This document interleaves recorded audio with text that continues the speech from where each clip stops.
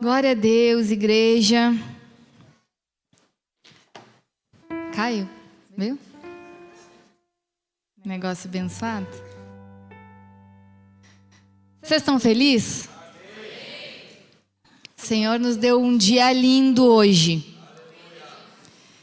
Quando eu levantei, o sol estava raiando. E eu olhei para o céu e disse: que dia lindo, Senhor. Esse é o dia que o Senhor fez. Que a gente possa se alegrar nele. E aí eu orei: Senhor, vai despertar os teus libertos. Porque hoje é um dia de libertação, amém? Antes de começarmos, eu quero que você me acompanhe numa oração.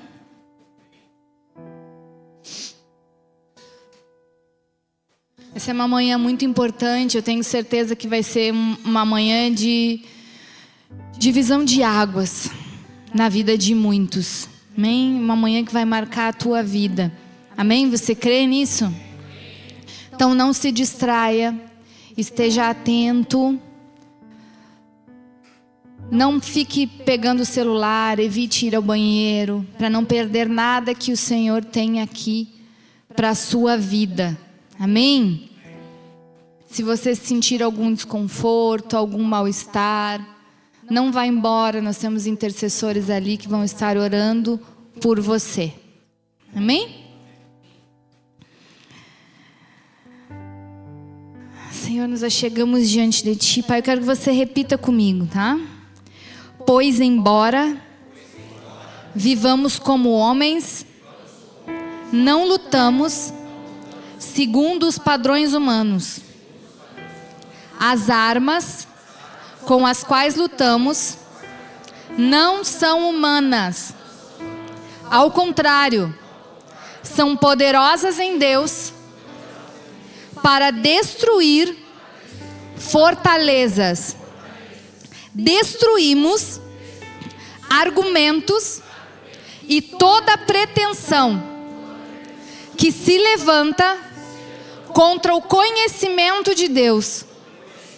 E levamos cativo todo pensamento para torná-lo obediente a Cristo. Amém. Nos conectamos contigo, Senhor, nessa manhã. Pai, eu te peço, Senhor, que Tu estejas sobre a vida do Teu povo, dos Teus filhos, Senhor. Conectando o coração deles ao Teu coração, que a sua mente seja aberta nessa manhã, para receber a Tua palavra, Senhor. Para que eles sejam livres, libertos pelo conhecer da Tua palavra, Senhor. No nome de Jesus, aquieta sua alma, seu coração, seus pensamentos, Senhor. Que a Tua paz reine sobre eles nesse momento, Pai. Que toda perturbação contrária, Senhor, bata em retirada em nome de Jesus, Pai. Amém? Então nós estamos, para quem não sabe ainda, nós estamos compartilhando uma série. E a série, hoje é o encerramento da série. E a série é a bondade de Deus. E ao longo dos dias o Senhor foi me dando essa palavra. Já faz alguns dias que Ele vem ministrando no meu coração sobre isso. Sobre o que falar hoje. Mas uma palavra vinha muito forte na minha mente. Toda semana essa palavra vinha na minha mente. Está em Isaías, você pode abrir, Isaías 61. E essa palavra fala que o Espírito do soberano Senhor está sobre mim. E essa palavra ecoou na minha mente durante toda a semana, porque ela fala sobre libertação. Porém, ao abrir, quando eu peguei a minha Bíblia, que essa é uma palavra já conhecida, eu peguei a minha Bíblia e quando eu abri, se você tem a Bíblia na Nova Versão Internacional, que foi a Bíblia que, por acaso, eu peguei no dia que eu fui procurar essa palavra, diz o seguinte no título: o ano da bondade do Senhor. Nossa Deus, que coisa linda! O ano da bondade do Senhor. E é isso que o Senhor quer que nós vejamos e vivamos, a sua bondade. Então o Senhor começou nos mostrando a sua graça quando nós somos salvos. Nós somos curados e Ele nos dá um destino, nos dá poder, autoridade para mudar nosso destino, mudar o destino das pessoas que nos cercam, dos nossos filhos. E hoje o Senhor quer nos libertar, para que assim como Gabi cantava, a gente possa ir viver os sonhos de Deus e os planos de Deus. Você pode aplaudir o Senhor por isso? Você pode jubilar, dar um grito de júbilo, adorar ao Senhor. Porque quando nós ouvimos uma palavra como essa, o nosso coração precisa se alegrar. E eu quero ler ela com você. Isaías 61. A minha garganta está um pouco seca, então vou tomar bastante água. Mas não se preocupem que eu vou falar tudo que o Senhor me deu para falar nessa manhã. O Espírito do Senhor, do soberano Senhor, está sobre mim, porque o Senhor me ungiu para levar as boas novas aos pobres, a salvação. Ele me enviou para cuidar dos que estão com o coração quebrantado, para proclamar liberdade aos cativos e libertação aos prisioneiros, para proclamar o ano do favor, ou o ano aceitável do Senhor, o ano da bondade do Senhor, e o dia da vingança do nosso Deus. Sabe quando o Senhor se vinga? Por que é o dia da vingança do nosso Deus? Porque é onde o Senhor envergonha os inimigos dele, que são os nossos inimigos, que nos oprimiram, que nos mantiveram cativos durante todo esse tempo. Esse é o dia que o Senhor vai mudar a vergonha em honra, e envergonhados serão os inimigos, os que se levantaram contra nós, porque verão a bondade do Senhor sobre as nossas vidas. E o Senhor quer se vingar, para consolar todos os que andam tristes e dar a todos os que choram em Sião uma bela coroa em vez de cinzas, óleo de alegria em vez de pranto, manto de louvor em vez de espírito deprimido. Eles serão chamados carvalhos de justiça, plantio do Senhor para revelar o seu esplendor. Então Isaías, aqui ele já anunciava a vinda de Jesus. Essa palavra, ela se refere a Jesus. Então, quando começou o ano da bondade do Senhor? Que é sobre o que fala o texto. Começou quando Jesus veio à terra, morreu por nós, ressuscitou, nos salvou. Aí começou o ano da bondade do Senhor. Porém, para muitos, esse ano da bondade começa agora. Por quê? Porque o ano da bondade, ele começa quando nós conhecemos Jesus. A partir do momento que nós conhecemos Ele, que Ele entra na nossa vida, que Ele nos salva, Ele nos cura, Ele nos dá destino e Ele nos liberta, nós passamos a viver o ano da bondade do Senhor. E glória a Deus por esse louvor, Gabi. Quero conhecer esse Jesus, porque eu quero viver essa bondade. Jesus mesmo, ele fala, ele usa essa palavra em Mateus 4,18, se referindo a ele mesmo. E ele diz, hoje essa palavra se cumpre, porque o tempo havia chegado do Senhor revelar a sua bondade através de Cristo. E glória a Deus por isso. Mateus 4,23 nos fala um pouquinho sobre o ministério de Jesus e como o Senhor foi manifestando a sua bondade. Você pode abrir na sua Bíblia?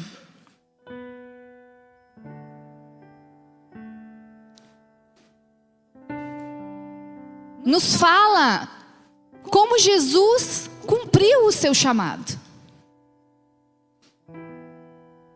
Porque esse texto de Isaías, ele nos fala sobre um propósito, que é o propósito de Cristo. Cristo tinha uma missão: vir, morrer por nós, se entregar por nós, ressuscitar. Para quê? Para qual propósito? Para este propósito. Para que a gente pudesse viver a bondade do Senhor. Jesus percorreu toda a região da Galileia, ensinando nas sinagogas, pregando o evangelho do reino e curando todas as enfermidades e doenças no meio do povo.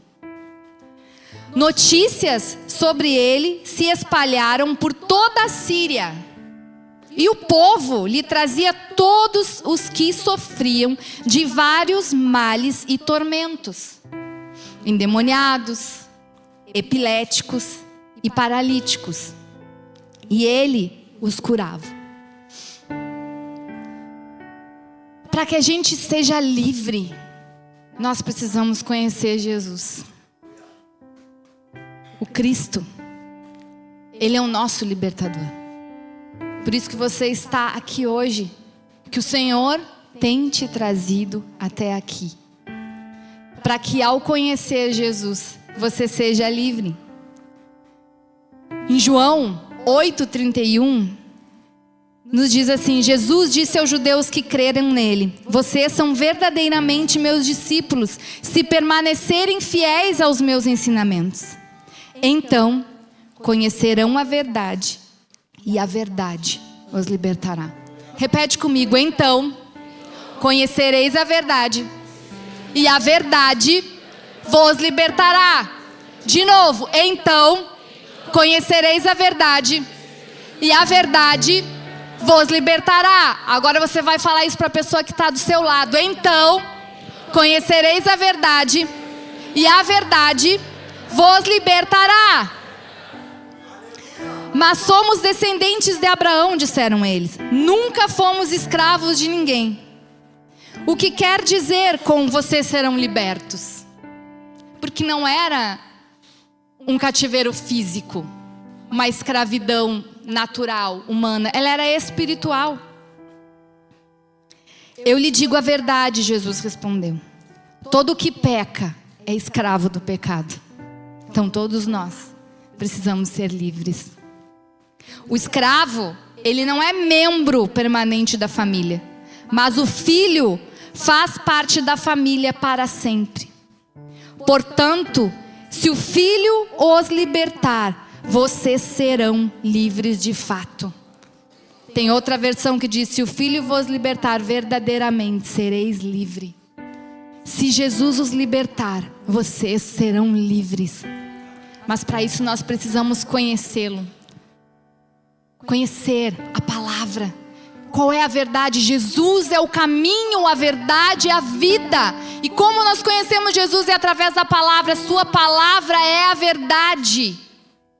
Amém? E glória a Deus por esses louvores, Gabi, porque a gente não combinou nada. E eu te confesso que no início da semana, quando o Senhor começou a ministrar o meu coração, eu comecei a escutar uns louvores mais pancada, assim, sobre, né, libertação e tal. E eu digo assim: eu vou olhar quais são os louvores, porque de repente eu vou pedir para inserir algum desses louvores. Aí eu fui lá no grupo do louvor, eu disse assim: o Gabi que ministra, vou ver quais os louvores que ele vai ministrar. Aí eu olhei e disse assim: tá bom, não vou mexer. Tá bom, hoje tá bom, vai ser bênção, eu gostei, curti, dei um like ali. Mas eu não tinha entendido ainda. Mas eu senti no meu espírito que não era para eu mexer. Só que agora, no momento da adoração, eu não sei se tu fez isso de forma intencional, mas os louvores foram colocados da seguinte forma. Primeiro ele nos apresentou Jesus, que ele é sublime. E nos disse quem Jesus é. E que Ele é digno de adoração. Ele é digno de ser adorado. E nós coroamos Ele. Ele descreveu a divindade do Senhor em toda a sua glória. Nos 2 primeiros louvores. Ele pintou Cristo para nós, igreja. Ele pintou. E aí Ele nos deixou com aquele gostinho de conhecer esse cara. Tipo, ei, depois de tudo isso que eu vi, eu quero conhecer Jesus, não é? Nossa, olha isso que a gente está cantando. Eu quero conhecer Jesus. Eu quero. Então, o último louvor é arrebatador. Por quê? Quando a gente conhece Jesus, a gente quer ir com Ele. A gente quer ir com Ele, a gente começa, eu quero ir aonde Tu está. Me deixa ouvir as Tuas palavras, eu quero fazer parte dos Teus planos, Senhor. Eu quero ir. Me liberta para eu ir. E é isso que o Senhor quer fazer hoje contigo, amados. Então, glória a Deus, Gabi. Eu não sei se foi essa a tua intenção, mas foi esse o desenho do céu para essa manhã. Amém? Porque o Senhor quer te libertar para que você possa ir com Ele. Viver os sonhos dEle, os planos dEle. Amém?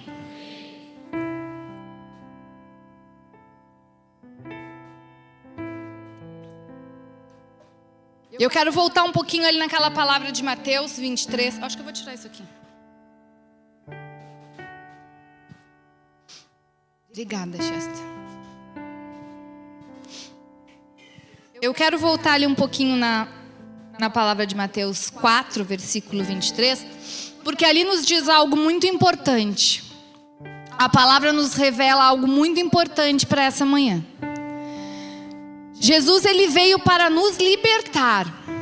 E ali cita de quê? Alguns elementos, o que o Senhor, algumas prisões que o Senhor quer nos libertar. Então, fala que Jesus veio nos libertar de todos os males, tormentos, doenças e enfermidades. Então há uma diferença entre doenças e enfermidades. E essa diferença é muito importante, ela não pode passar desapercebida. Cada um dos problemas é citado separadamente, indicando que eles não possuem o mesmo significado. Há uma diferença entre doença e enfermidade, tanto na medicina, quanto biblicamente falando. Alguns teóricos, alguns teólogos, alguns autores alegam ser essa uma separação entre os problemas de ordem natural, causados por fatores físicos, como vícios ou hábitos de vida, e os problemas de ordem espiritual, que têm origem em ações demoníacas. Então, muitas vezes nós estamos enfermos por ações naturais, físicas, mas outras vezes estamos enfermos por ações espirituais. E é isso que o Senhor quer tratar nessa manhã. Porque nós já fomos ministrados sobre cura pelo presbítero Glauber há 2 semanas atrás. Recebemos a cura do Senhor. Cura física e cura como igreja. Cura das nossas feridas. Mas hoje o Senhor, Ele quer nos libertar. E para elucidar, exemplificar essa palavra, eu quero que vocês abram a Bíblia de vocês em Lucas 13, versículo 10, porque nos mostra claramente essa diferença.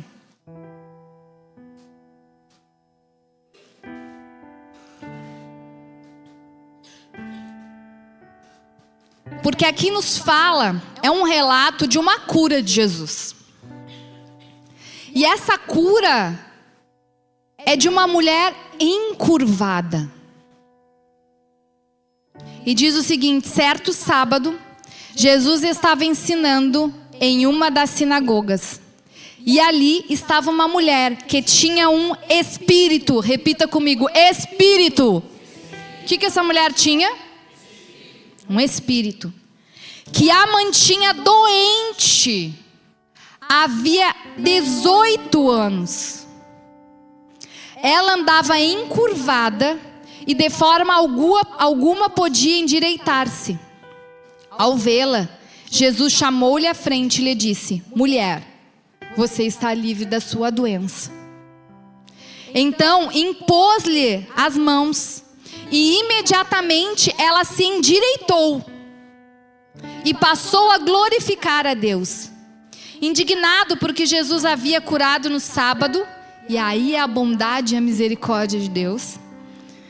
O líder da sinagoga disse ao povo: há 6 dias em que se deve trabalhar. Venham para ser curados nesses dias e não no sábado. Isso é a religiosidade. O Senhor lhe respondeu: hipócritas, acaso cada um de vocês não desamarra no sábado o seu boi ou o seu jumento, ou o leva do estábulo para dar-lhe água?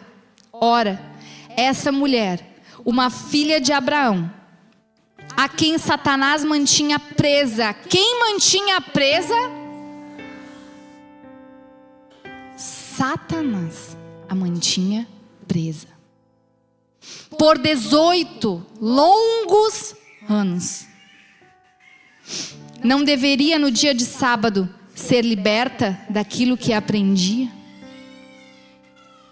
Então nós vemos aqui uma mulher que ela tinha uma enfermidade. E essa enfermidade, segundo a palavra, ela não é de ordem física. Ela é de ordem espiritual. Então, resolvi ela tomar medicamentos? Resolvi ela fazer fisioterapia? Não. O que ela precisava? Ser liberta. E só um poderia curar ela. Só Jesus. E tem coisas na nossa vida, amados, que não é um medicamento que vai trazer cura, é só o Senhor. Essa semana a gente conversava, acho que semana passada, a gente conversava com um casal de médicos. Eu nem vi se eles estão hoje aí. Estão aí. Tá aí. A gente conversava com eles e eles, ele está atendendo. E ele é um médico cristão e ele tem discernimento. E ele me relatou e também veio para confirmar essa palavra aqui, amado. Que muitas vezes a pessoa chega, ela tem uma dor que não some com medicamento nenhum. E ele que é cristão, ele sabe que aquilo ali é de ordem espiritual. Que a medicina não cura, é só o Senhor. E uma pessoa encurvada durante muito tempo, e esse estar encurvado, que eu quero falar hoje para vocês, não é de forma física, mas forma espiritual. A pessoa encurvada, ela não consegue mais olhar para o céu. Ela só olha para o chão. Ela perde a perspectiva de vida. Ela não consegue olhar o futuro. Ela só consegue olhar para o chão, para a terra. Só para a terra. Só para as coisas terrenas. Ela não consegue olhar para o alto. Ela não consegue olhar para Cristo. E esse é um dos sinais de uma enfermidade espiritual. Quando nós conseguimos só olhar para o momentâneo, para o terreno, só para as circunstâncias que estão à nossa volta, mas nós não conseguimos levantar a nossa cabeça para enxergar à frente e para olhar para o Senhor. Pois sobre nossas costas está um peso e nós estamos sobre uma ação de um espírito que nos deforma. Nos deforma na nossa identidade. Porque o Senhor não nos fez para andarmos encurvados. Nós não viemos do macaco. O Senhor nos fez para andarmos em pé, olhando para o alto, para o autor e consumador da nossa fé, de glória em glória, rompendo, vencendo, avançando.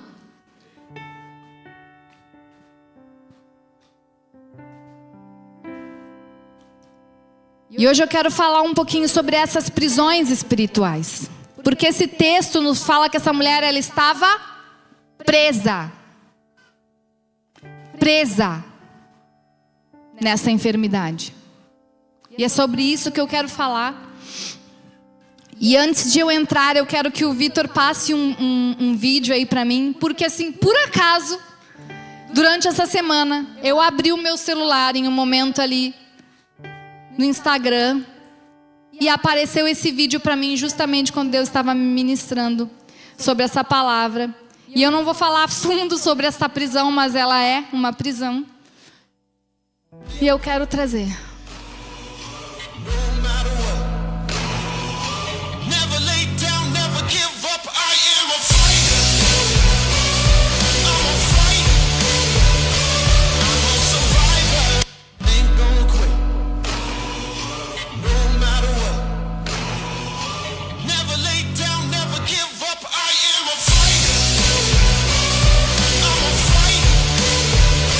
curtir. Obrigada, Vitor. Cara, quando eu vi esse vídeo no meu celular, eu disse, hoje a nossa maior prisão é o celular. É o uso das redes, é o uso desenfreado da tecnologia. E muitas vezes isso nos deixa encurvado e deformado. Será que nós já estamos precisando de um suporte para olhar para o céu, para olhar para o alto, para enxergar as coisas?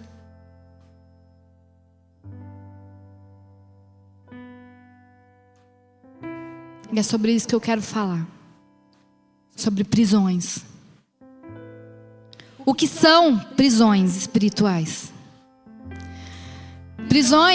Uma prisão espiritual é um lugar de grande angústia, medo e desesperança. Quando nos sentimos presos em algo, sem forças para conseguir sair. Alguma situação, percebemos que a nossa vida ou alguma área está aprisionada. Nós não conseguimos avançar, nós não conseguimos sair daquele estado. Nós permanecemos sempre daquela mesma forma. Nós não crescemos, nós não nos desenvolvemos espiritualmente, nós não nos desenvolvemos intelectualmente. Lugar aonde ficamos quando cometemos alguma infração, pecado, por escolha ou por falta de perdão. A falta de perdão, ela nos aprisiona. É um lugar de tormento da mente. Lugar onde somos atormentados por pensamentos. É quando a alma se torna refém. O cativeiro pode não ser visível, mas ele é real. Por isso que muitas vezes a gente não consegue entender o que a pessoa está vivendo, porque a gente não enxerga. E a gente diz, puxa, mas aquela pessoa daquela forma parece que ela não enxerga. Não, ela não enxerga. Ela está num cativeiro. Como que ela consegue agir dessa maneira? Como ela consegue ficar tanto tempo assim, menina? Não dá jeito na vida. Não levanta, não reage. Às vezes a gente diz para a amiga, reage, mulher. Olha, enxerga. Uma pessoa não consegue. Porque ela está refém, ela está presa. São barreiras espirituais que foram levantadas na vida da pessoa. Um lugar de angústia, medo, dor e impotência. Muita impotência. A consequência é o bloqueio do crescimento espiritual, que pode anestesiar a experiência com Deus e dificultar o entendimento da palavra. Nós não conseguimos ouvir o Senhor. Nós não conseguimos ver o Senhor. Nós estamos em escuridão quando estamos em prisão. Não conseguimos enxergar um palmo na nossa frente. Sinais e sintomas.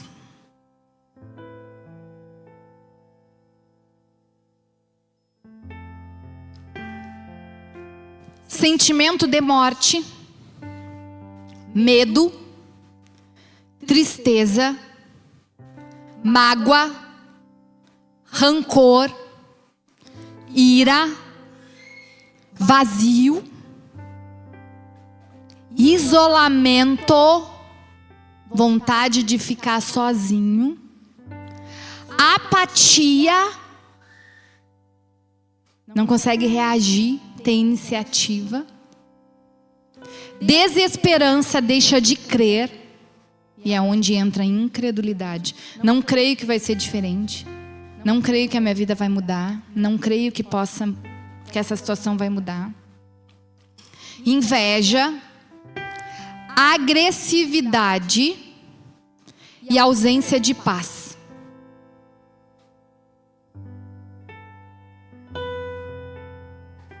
Eu peço que o Espírito Santo já comece a ministrar o coração de vocês, para que vocês ouçam a palavra, para que hoje vocês consigam enxergar a condição que as suas almas estão. Amém? E o que pode aprisionar a nossa alma?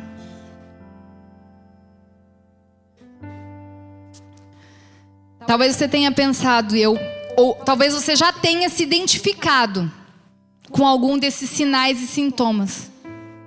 Talvez você pergunte: poxa, é verdade, isso tem aprisionado.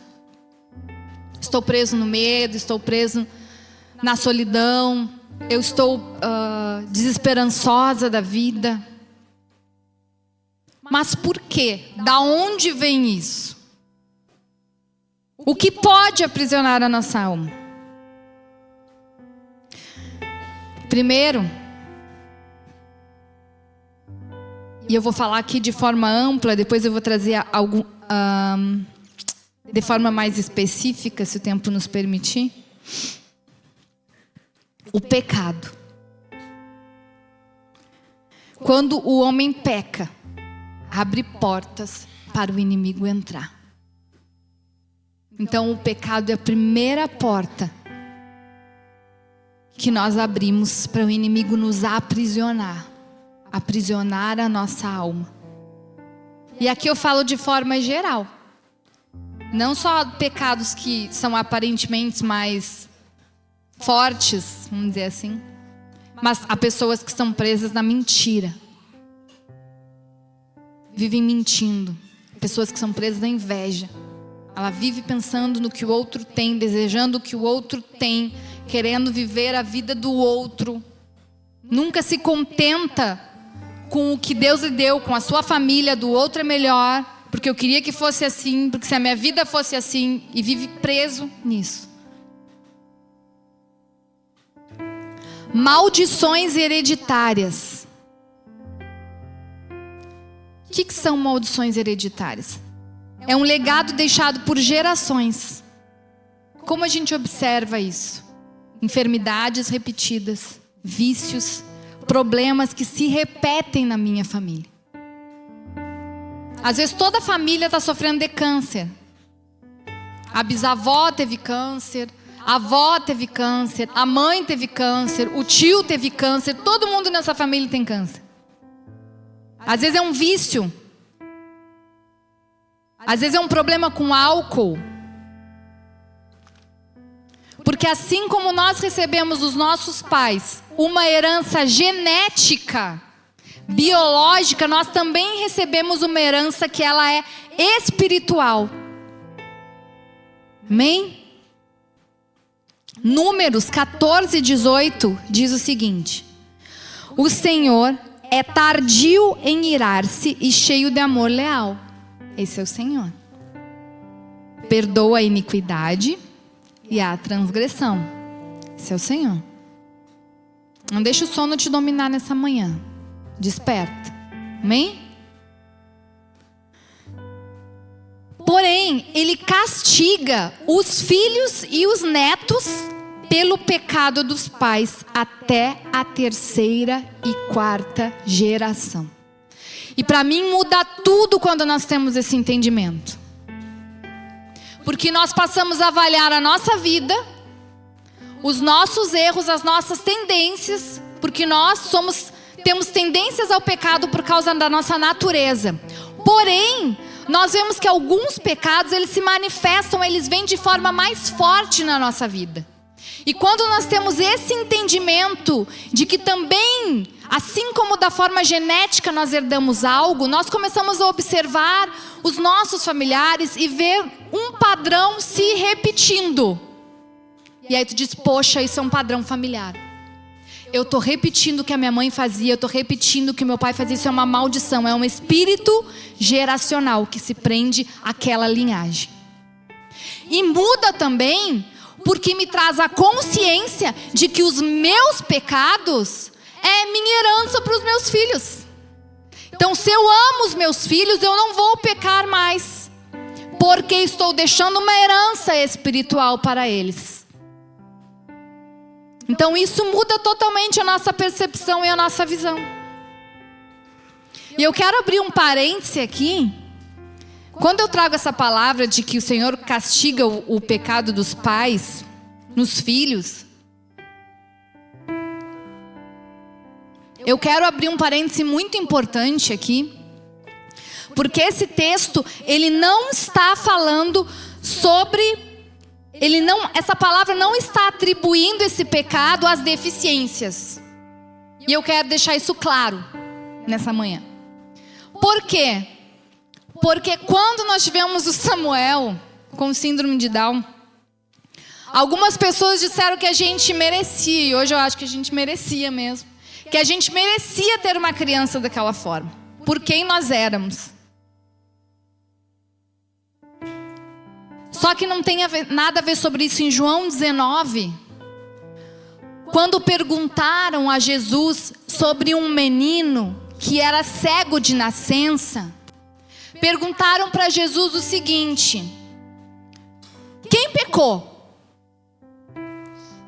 Foram os pais dele? Ou foi esse homem que pecou para ser cego? Jesus disse: nenhum nem outro. Ele é assim para que se manifeste a glória e o poder de Deus na vida dele. Então há um propósito, então não atribua isso. Se você já fez esse julgamento sobre alguém, ao olhar um pai e uma mãe com uma criança com deficiência, peça perdão para o Senhor, porque você fez um julgamento errado. Nenhuma criança com deficiência nasce pelo pecado dos pais, porque senão todos nasceriam com deficiência, porque todos somos pecadores. Então, se você é pai ou mãe de uma criança especial, o Senhor enxergou em ti algo de valor. E Ele te mandou essa criança para que você possa ser aperfeiçoado em amor e ser lapidado em amor. Porque Ele quer te fazer transcender. Porque tem coisas que nós só vamos entender e vivenciar nessa maternidade atípica.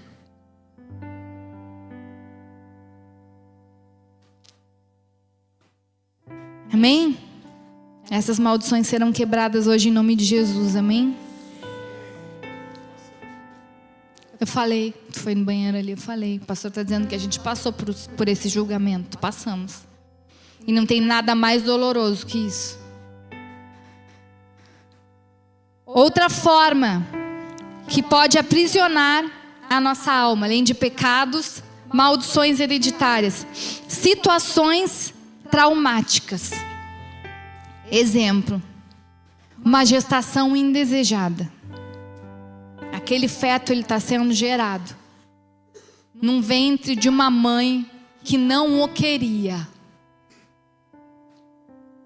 Então já a criança, o feto, o bebê, ele já sente na barriga da mãe que ele não era desejado. Porque as emoções elas são fisiológicas. Então isso é passado, os nossos sentimentos, as nossas emoções que a gente vivencia na gestação, o bebê ele sente tudo. Tentativa de aborto. Quando se é tentado assassinar esse bebê, ele sente, ele sabe, ele sente o espírito de morte batendo ali naquela porta. E ele luta pela vida. Tem vários vídeos mostrando ações de aborto e o bebê ali lutando pela vida. Ele sabe, ele sente o espírito de morte batendo na sua porta. Nascimento complicado, abandono, quando somos abandonados por pai, por mãe. Abusos físicos, sexuais, psicológicos. Violência, quando sofremos violência. Tragédias, acidente, assaltos, sequestros, rejeição, quando somos rejeitados na infância principalmente. Separação por morte, o luto. Traições, são prisões. Frustrações, entre outros. Eu quero compartilhar com vocês um testemunho pessoal, para que a fé de vocês seja fortalecida.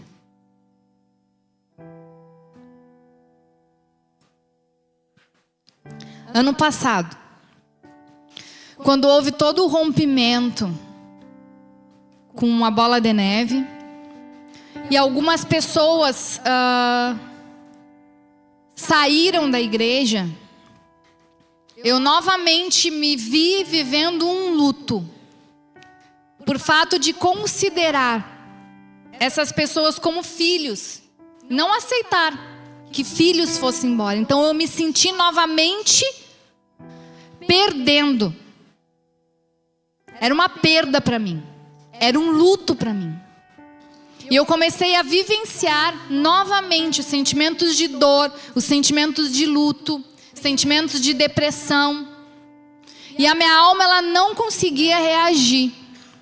Ela simplesmente bugou. Não conseguia vencer a minha alma. Não conseguia vencer os meus sentimentos. A minha mente ficou confusa.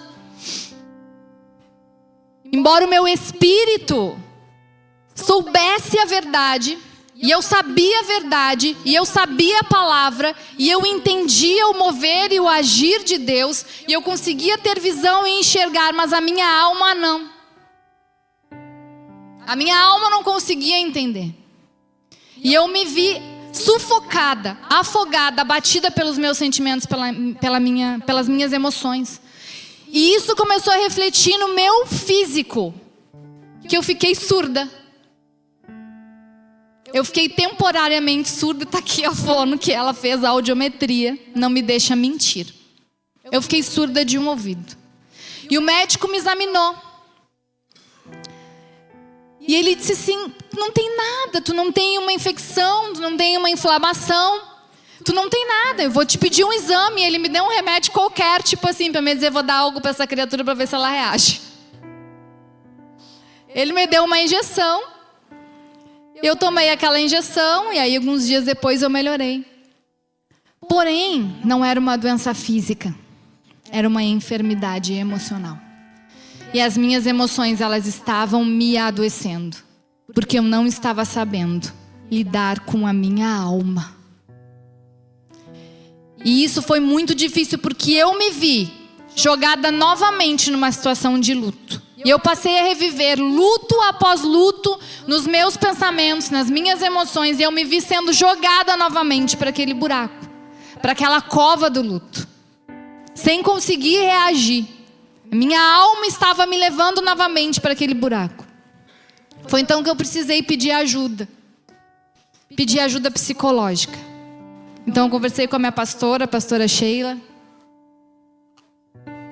sobre o que tudo isso estava gerando em mim. E ela me indicou uma psicóloga cristã, e eu comecei a fazer acompanhamento com ela. E ela começou a me guiar nesse processo de entender o que é a alma, o que são os sentimentos. Ela me acolheu na minha dor e me conduziu passo a passo até um entendimento. E eu venho nesse processo ainda. E quando coube a mim falar sobre esse tema, eu me senti intimidada. Porque eu disse: Senhor, eu ainda estou vencendo uma batalha contra a minha alma. Ainda estou vencendo essa batalha. Embora eu soubesse que era da vontade do Senhor, eu não escolhi o tema. O pastor me deu esse tema. E embora eu soubesse que eu precisava estar aqui, eu sentia que eu não conseguiria estar aqui nessa manhã. E eu vi a minha alma me prendendo e me levando para esse lugar, para essa prisão. Então eu comecei a orar e a conversar com o Senhor. E no meio de toda a confusão da minha mente, o Senhor entrou na minha mente. O Senhor entrou na minha mente. E Ele disse: levanta desse lugar, porque eu já te libertei. Tu já estás livre. Mas a tua mente, a tua alma está tentando te levar para esse lugar novamente. Mas você é livre. Tu já venceu. Eu já te libertei. E eu te chamei para ser uma libertadora, o Senhor disse. E Deus me falou de uma chave que Ele havia me dado.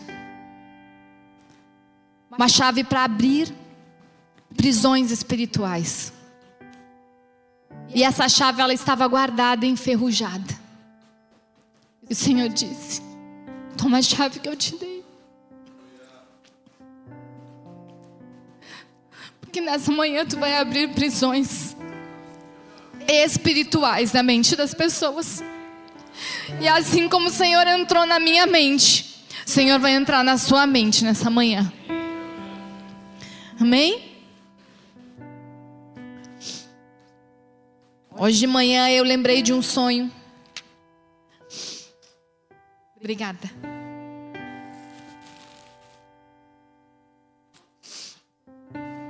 Que eu entrava dentro de uma estrutura muito grande, espiritual, muito grande, gigantesca.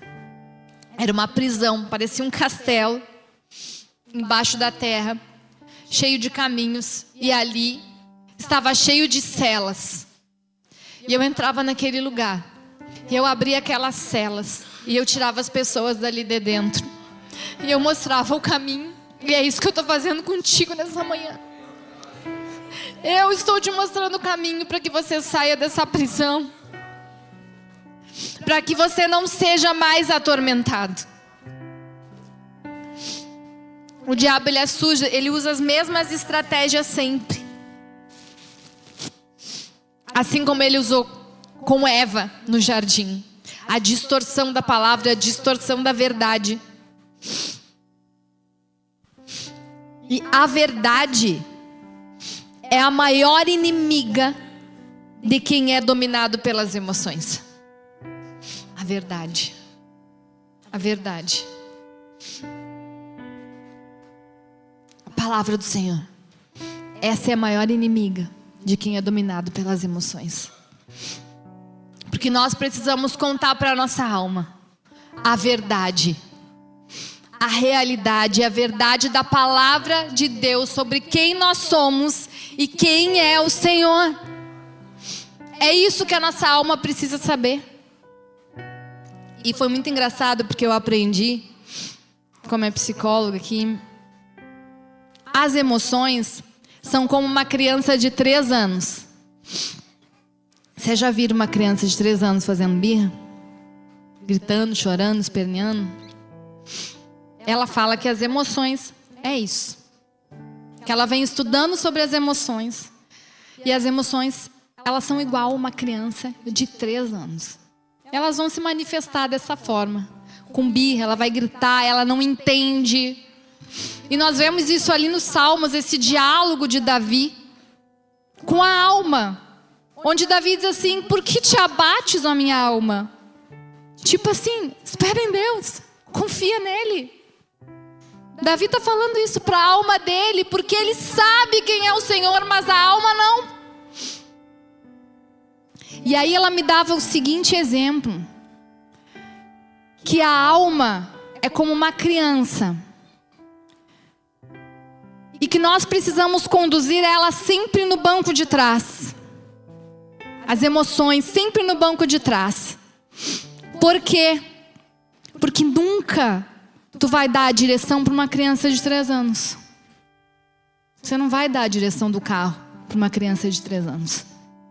Pois é da mesma forma com as nossas emoções. Elas nunca podem estar no controle. Nunca podem estar no controle. É sempre Cristo que vai estar no controle. Amém? E os psicólogos me olham nesse momento.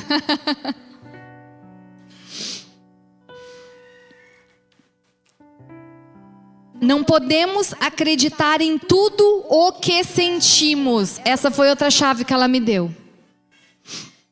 E o que a Bíblia diz? Enganoso é o coração. E muitas vezes nós acreditamos naquilo que sentimos. E a Bíblia diz em Provérbios: assim como imagina a nossa alma, assim será. Então, se na nossa mente nós acreditarmos naquilo, aquilo vai se tornar algo real para nós. A mente mente. Olha para a pessoa que está do seu lado e diz: a mente mente. Não acredite, diz para ele, em tudo que você pensa, em tudo que você sente.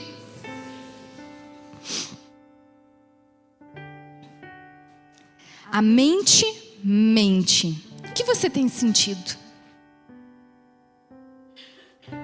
você tem pensado?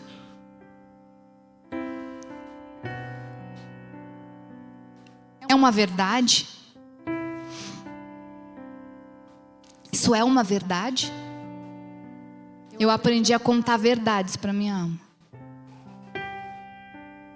A verdade da palavra.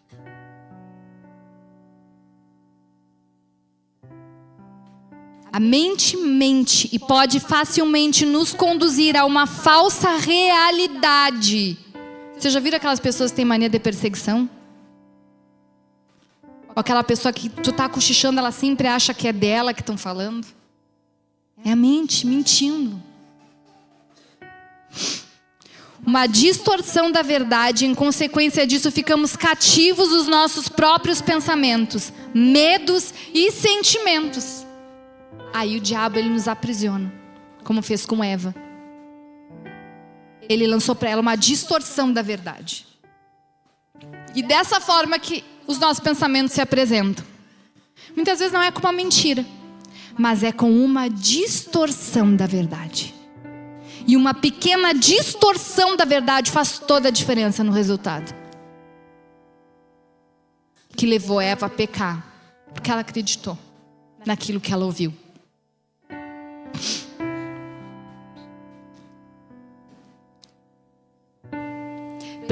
Precisamos submeter a nossa alma ao agir do Espírito Santo, a verdade sobre quem nós somos e quem Deus é. É um refúgio, um lugar seguro, soberano, poderoso, fiel. Essa é a verdade. Outra forma de aprisionamento: a idolatria ao dinheiro. Não resistir ao impulso de comprar. Gastar mais do que o planejado. Dívidas, roubo ao dízimo. Isso é uma prisão. Isso é um cativeiro. Tem pessoas que não conseguem se vencer financeiramente. Isso é uma prisão. É uma idolatria. É uma idolatria mamon, idolatria ao dinheiro. Outra forma de prisão: imoralidade sexual. Adultério. Sexo antes do casamento. Pornografia. É algo que aprisiona.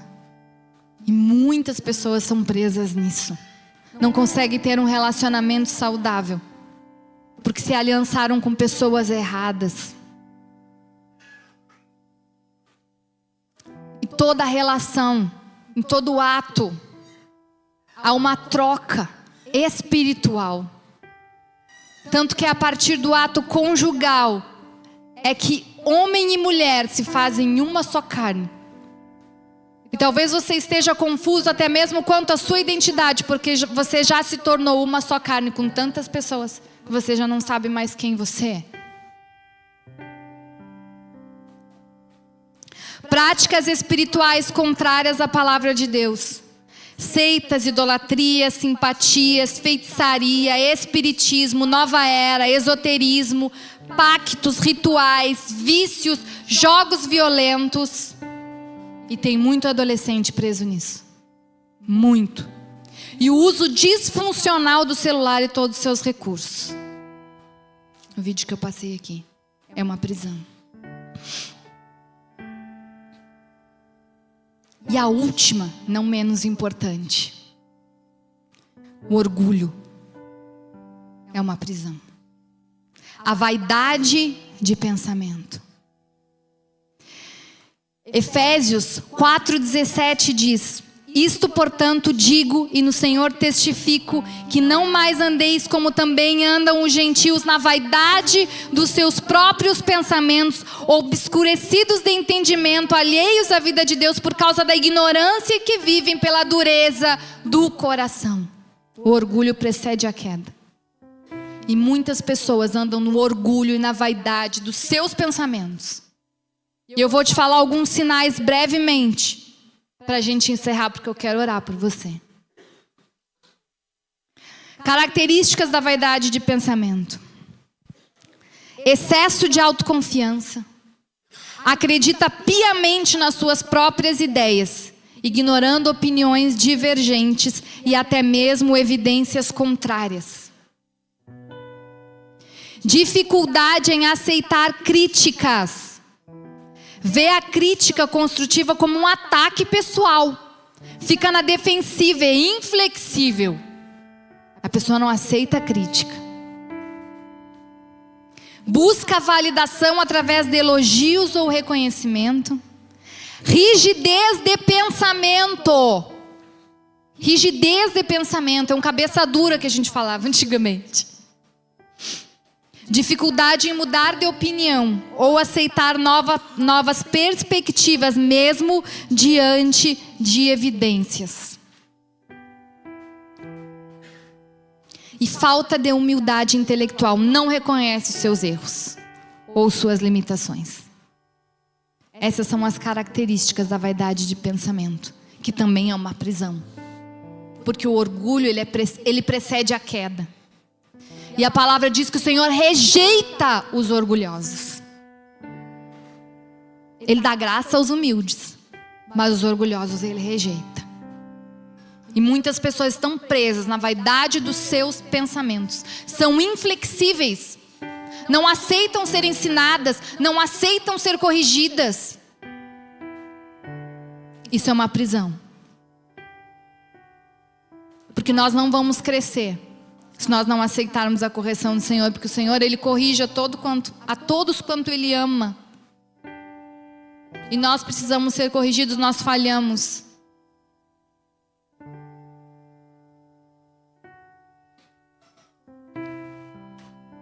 Porém, Deus nos deu chaves. E essas chaves nós vamos usar essa manhã.